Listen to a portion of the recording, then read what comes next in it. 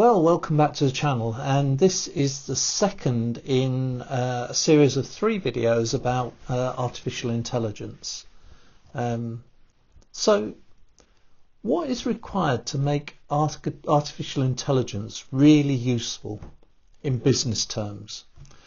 So with the relatively recent explosion in discussions around AI tools and how useful predictive and generative AI can be, it's easy to overlook what is required to make AI really useful in business terms.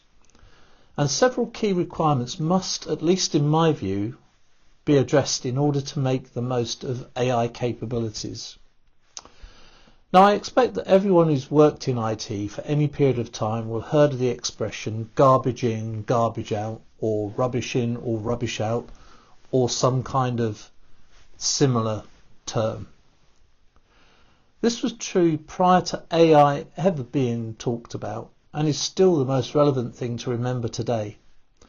Artificial intelligence is fundamentally based on learning from a data set, referred to as a large language model in AI terms. And the more data that's available, the better the end results will be, or at least in theory. However, if the data used for learning is bad, then the outcomes will be equally as bad. So the key requirement for useful AI is therefore the gathering of comprehensive, relevant, high quality data which is clean, well organised and accessible. And obviously if it's accessible, it becomes a key resource which will require robust data protection measures to be in place to protect it. And as we all should know as IT professionals, the IT and the business world never stays still. Any organisation that remains static will very soon lose its relevance with a negative impact on its business. And we therefore need to ensure that our AI models are regularly updated and retrained to maintain data accuracy. It's important to incorporate in this feedback from IT and business users to refine the output of our AI capabilities. And of course, in order to obtain the business feedback, we're going to need to ensure that IT and the AI systems have the support from key business stakeholders and decision makers within the organisation. Be of no doubt that the introduction of AI will require not only IT changes, but also changes in organisational culture in order to train employees in the effective use of AI tools and to foster a culture of continuous innovation. Now, in order to support the use of AI in any organisation, the appropriate tools and technologies will need to be implemented, and it must be seen that these tools align with the existing IT infrastructure. In this area, we have seen that cloud-based services can be used to provide the flexibility required to support the increase in processing power that is no doubt required by using AI systems, and we'll come on to that more in the third video. However, it's recently been seen that, particularly in some large organisations, repatriation of data and systems to IT data centres has been planned and executed in order to tailor the infrastructure required to support the new AI systems. So from a business perspective, the usefulness of AI capabilities must be assessed by identifying specific business goals that AI can achieve or opportunities where it can be leveraged to achieve true business value. In all circumstances, these need to be measured against established KPIs in order to measure the impact on the business objectives. And it must be remembered that the introduction of AI for AI's sake and saying that we are an AI-based organisation embracing new and innovative technology is not a good enough reason to proceed with the acquisition of AI and the associated tools, infrastructure and skills.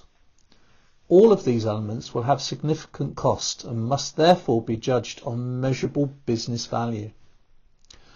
Now, in order to protect a business from the risks associated with the introduction of AI, an organisation may wish to conduct feasibility studies with pilot projects that can be seen to have been defined and measurable in terms of business benefit. And in this way, the business can establish whether they should proceed to a full deployment, knowing the possible benefits, the risks and costs of whether AI is not going to work for them in their current state. There should be no misunderstanding that the business will need to allocate sufficient and maybe significant levels of funding for AI initiatives, their development, deployment, their skills acquisition, training and maintenance. Given this, it would seem obvious that the business should regularly review and evaluate the return on investment from AI projects that they undertake. Now, in conclusion, I will return to the fundamental requirement for the use of AI: high quality data in sufficient quantity that it is clean and accurate. But this in itself, while of the utmost importance, is not enough. There's also an ethical element to the use of data in a responsible manner. Good quality data can also be data that includes bias, and this must be reduced through the use of strategies to detect and reduce this bias in whichever form it occurs. All decision-making processes need to be open, transparent, explainable, while also adhering to any regulatory requirements or ethical guidelines that may be in place. AI can, as we've seen in many areas across all lines of business, be incredibly powerful and provide significant business benefit. But this has to be based, as I've said, on good quality data which is accurate, unbiased and accessible, or the consequences can be very negative indeed.